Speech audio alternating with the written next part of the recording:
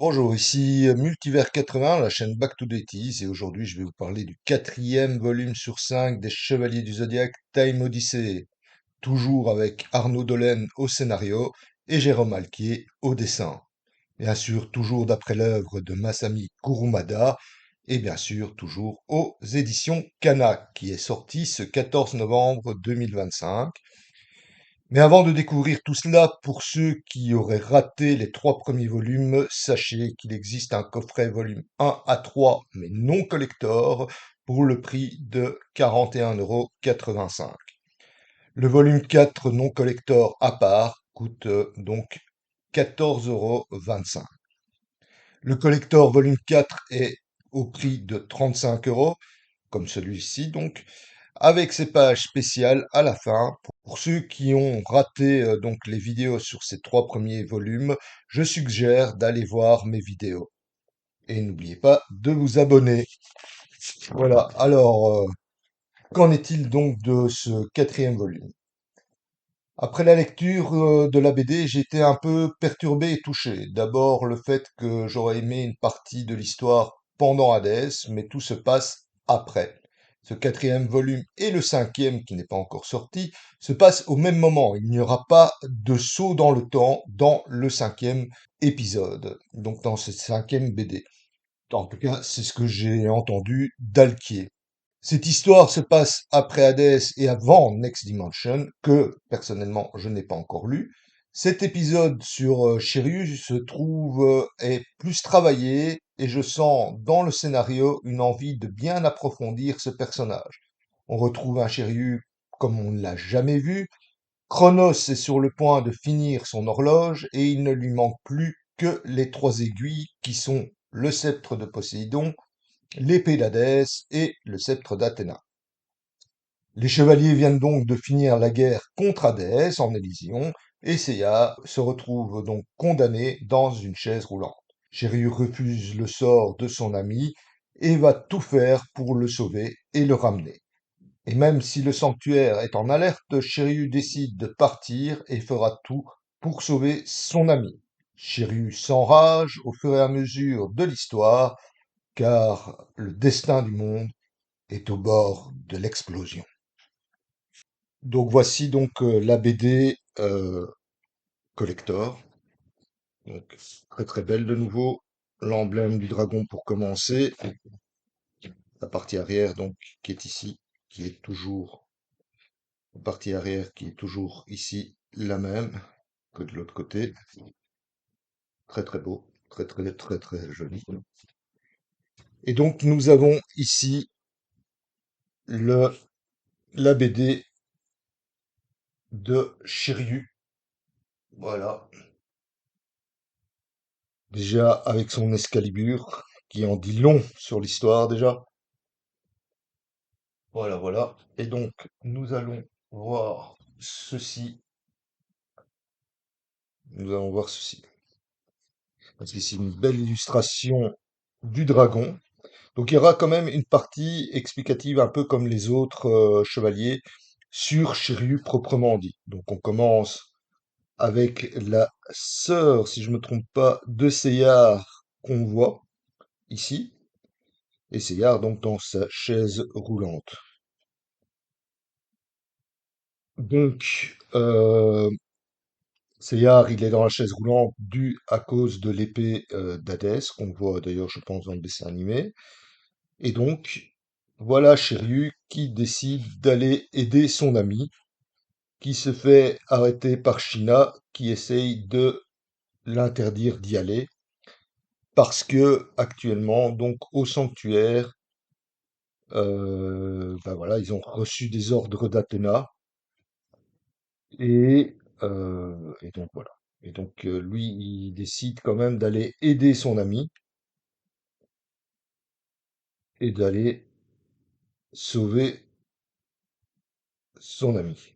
Donc, ici, nous avons Chronos qui a fini son horloge, et donc ici, comme je le disais, il décide d'avoir ce qu'il faut, de trouver ce qu'il faut pour mettre trois, les trois aiguilles, donc le sceptre de Poséidon, l'épée d'Hadès et le sceptre de Athéna. Voilà. Donc ça va être un des ennemis qui va affronter le Chevalier du Dragon. Et voilà. Donc ici, je vous montre, sans aller dans les détails, mais voilà, vais essayer de vous montrer quelques scènes par-ci par-là, sans trop spoiler. Donc on se retrouve avec euh, Shiryu qui donc a toujours son Excalibur.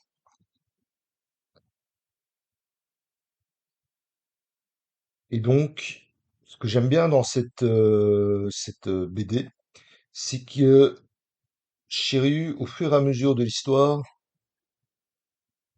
il va approfondir sa technique, mais en même temps, on sent qu'il se met en colère.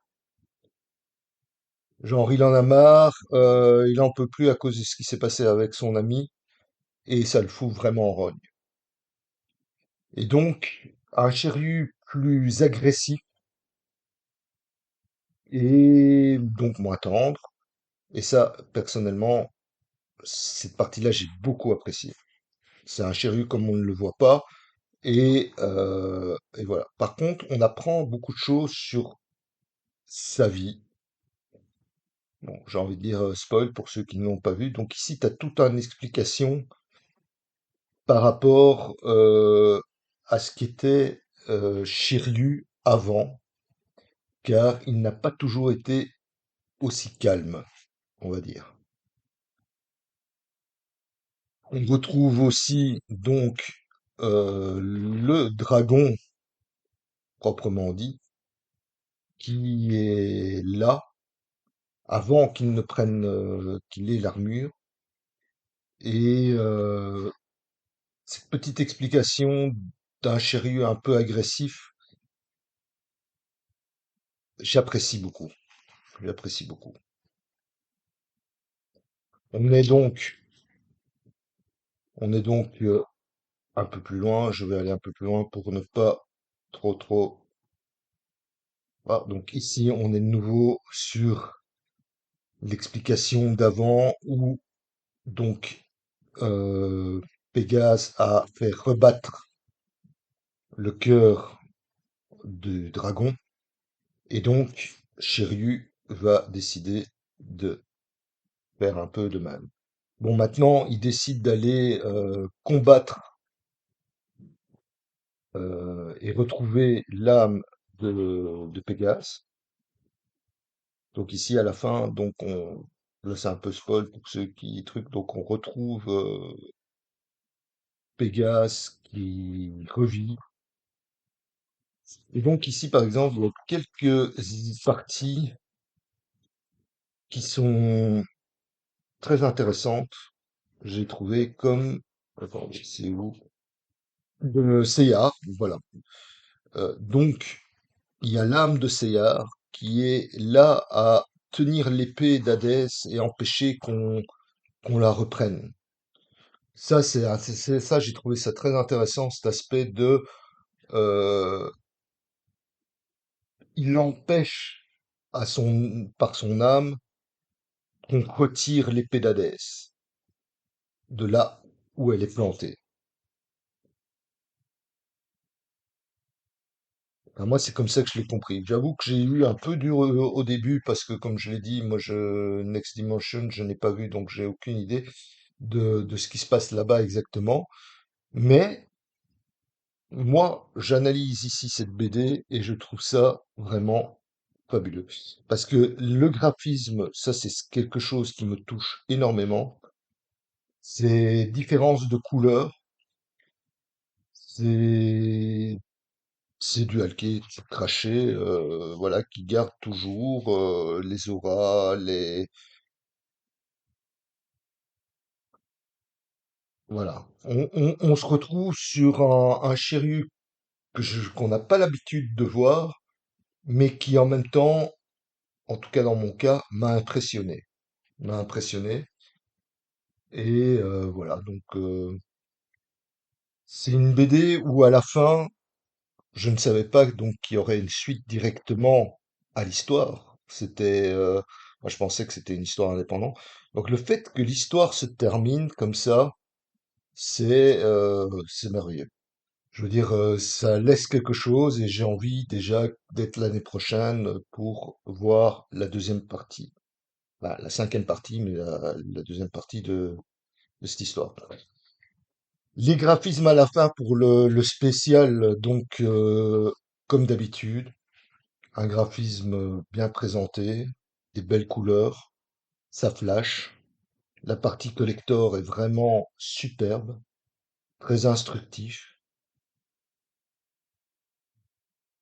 Comme par ici, hein, d'où vient l'oricalque des rouages de l'horloge de l'Apocalypse.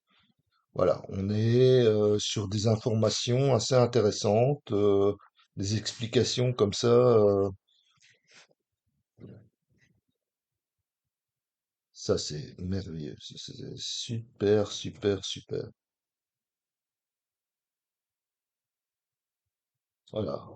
On est vraiment sur du graphisme très joli et sur des histoires par rapport à Shiryu.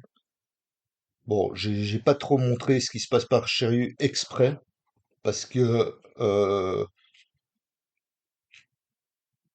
il y a des histoires par rapport à la relation avec Shaka qui au départ je n'ai pas parce qu'on parle de Shaka ici, hein, comme ici, on parle de Shaka et je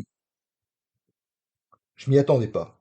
Et cette relation-là qu'il y a entre Shiryu et Shaka est assez surprenante. Je ne vais pas rentrer trop dans les détails ici. Je laisserai quand même un peu découvrir ceux que ça intéresse la BD.